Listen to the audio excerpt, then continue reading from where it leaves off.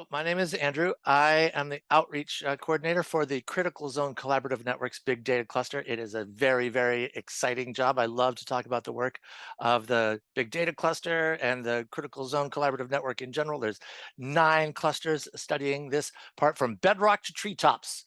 That's how I've started talking about the hashtag that I've been using. And there's so many interdisciplinary, cross-disciplines, researchers involved, not just in big data, but across all of the Critical Zone Collaborative Networks. So many people to talk to, but I am joined today by one of the Big Data Cluster's members. Please introduce yourself. Yep. Hello, my name is Bryn Stewart. I'm a PhD student at Penn State University, and I study environmental engineering and biogeochemistry under Dr. Lely. And Dr. Lely is also one of our cluster members, and I had a conversation with her a couple of weeks ago.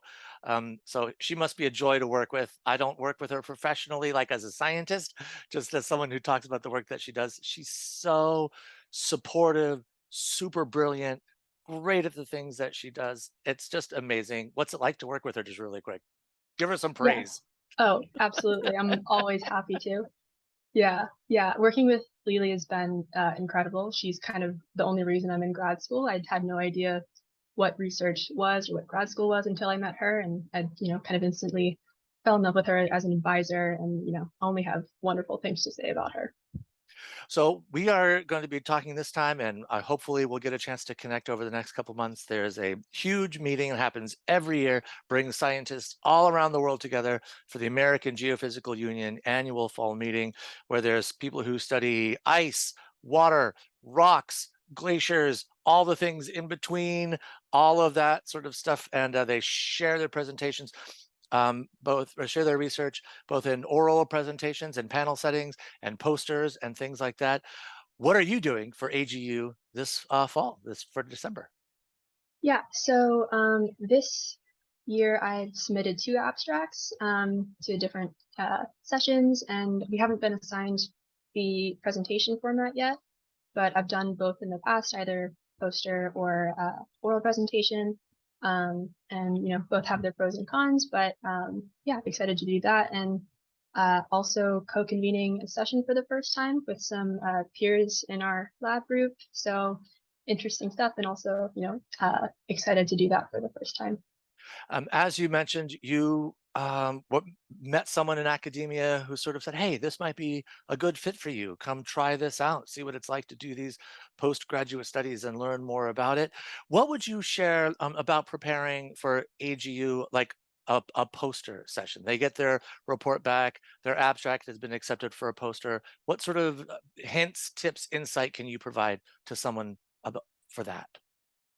Yeah, I think trying to find the balance between including what text is necessary for someone to actually stand in front of your poster, read it if you're not there, and actually get everything that you're trying to get across, but also not overloading it with just entirely text and then having it be a very boring poster to look at, which is always kind of sad.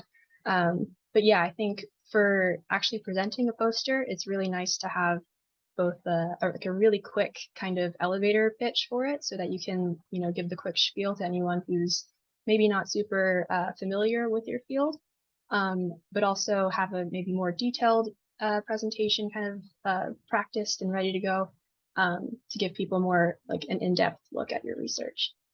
We'll talk about the oral sessions and being a co-convener, which is a whole other level of things to do in a moment.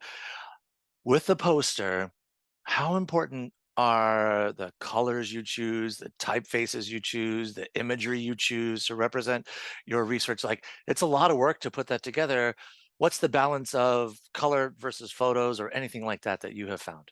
hmm I think generally I try to keep some type of color scheme just so it's like nice on the eyes and not too overpowering in any way or form. But yeah, definitely keep folks who are colorblind in mind, and keep you know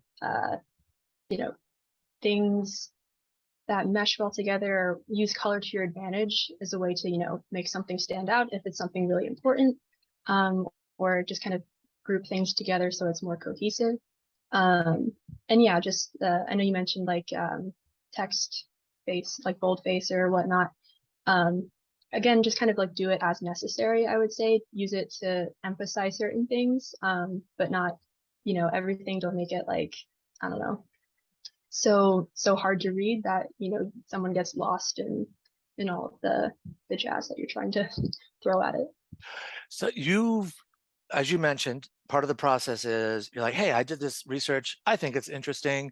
Maybe you'll think it's interesting too. Review panel. They'll say, okay, yes, it's interesting for a poster versus an oral session. Is there a disappointment? Is there a level of competitiveness with yourself? Like, I really want to get in an oral session for this one versus a poster, or is it just an honor to be there at all? Yeah, I think I'd consider it an honor to be there at all. And there are, pros and cons to doing both a poster or an oral session. And yeah, it totally depends on the person. Some people might have stronger preferences, but yeah, I like the opportunities for both. With posters, you kind of get more one-on-one interaction, which for me can be a little bit less intimidating than giving a big talk in front of a room of people. And you can also kind of have longer conversations, whereas with an oral session, you're giving your practice speech and maybe you have some Q&A, but yeah, it can also be kind of limiting in that regard. You mentioned the anxiety and the pressure that comes with putting yourself out there at AGU as a presenter. A poster session, 4 hours long. You're standing there, you're leaving to get a snack, you're coming back, you're leaving a note when you're going to be back there for people to meet you if they want, or flyers so people to get in touch with you. Oral session could be 3 minutes inside a longer panel session. Which has more pressure for you as a researcher to be on point?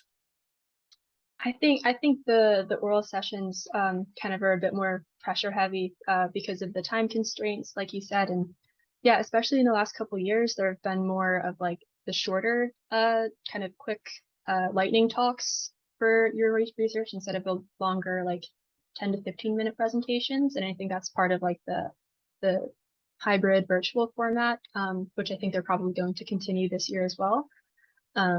But yeah, I think trying to get everything across in, 3 to 5 minutes can be super challenging. Right now, in this Schrodinger's application submission where you don't know what it's going to be, what preparation can you do for either thing, or you just have to wait to find out which one you're going to be doing? Um, so I think for me, like both of my, projects will be tied to papers, and so I'm kind of always, working on that kind of manuscript document and, making up the figures and things like that. So there's always something being prepared, but the format will kind of change based on what presentation or what format I'm assigned. Um, but yeah, I think kind of constantly working on that and, there are other maybe presentations that I'll do throughout the semester, whether it's for like a department seminar or something like that. And that's always a good venue to practice in and kind of get a little uh, first round on your presentation. Let's talk about the other thing that you are doing. First time, it seems like to be a co-convener. And Hmm. so my understanding of what a convener of a oral session is for AGU is you say to the AGU review panels, hey, I think this is a really interesting thing. I'd like to get a bunch of people together to talk about this thing. And they come back to you and they say, yes, that is an interesting thing. Now get a bunch of people together to talk Hmm. about this thing. You've got all this time to fill up. And then you recruit people, find people to submit abstracts to you that you get to review to join in as a convener. Um, what's it like to put yourself in that position to accept people's work or to turn people's work down? Yeah, I mean, so I'm with, three other people co-convening, and so we all kind of just read through all of the abstracts that were submitted to our session. And mainly we were, in kind of designing the session, we wanted to be pretty intentional about keeping it interdisciplinary and keeping it open to folks who come from different backgrounds or who use different methodologies because as you mentioned before, critical zone science is so interdisciplinary. It's so important to get people from different places in the same room to talk about these things. And so, yeah, we kind of just went through and looked at all of the different abstracts and, kind of made sure they were relevant to what we were aiming the session to be. And yeah, we got a lot of people from different fields and different kind of work. And so we're really excited about that. Yeah. One of the things, it's a huge movement, not just in the world in general, in the United States, in our culture, but very specifically in STEM and the geosciences, is inclusion and equity. You keep those things in mind, I'm assuming, as you're choosing who will present and talk about their work. How do you make sure that it's not just white dudes? Yeah, I mean, it can be difficult in STEM fields, especially. But we do, we try to advertise as widely as possible, and we work. I think all of us work in, very diverse and like interdisciplinary projects, and so by advertising to those people and trying to solicit abstracts that way, I think we're trying to invite more people from diverse backgrounds. It's of admirable and slow moving but seemingly successful efforts, not just with you, but everybody is trying to do that at the Mhm. same time. So I think it's making, it's from the things that I see from the outside, from the work that I do, it is definitely making a difference, at least talking about it and bringing the issues up. Are you feeling nervous yet? When will you feel nervous about the session that you're a co-convener on the day, or is it just going to happen so lightning fast that you won't be nervous until you're done? Ooh, I think anytime I think about it for too long, I'll be very nervous, but I'm sure it'll build steadily through December. And then it'll be over. And then it'll Yeah. happen, and you'll have that. Last little thank you again for taking some time today. Um, but one last little question for you is being a co-convener something that you are interested in personally and professionally, or is this going to look good on your CV and that's why you wanted to do it? I mean, both.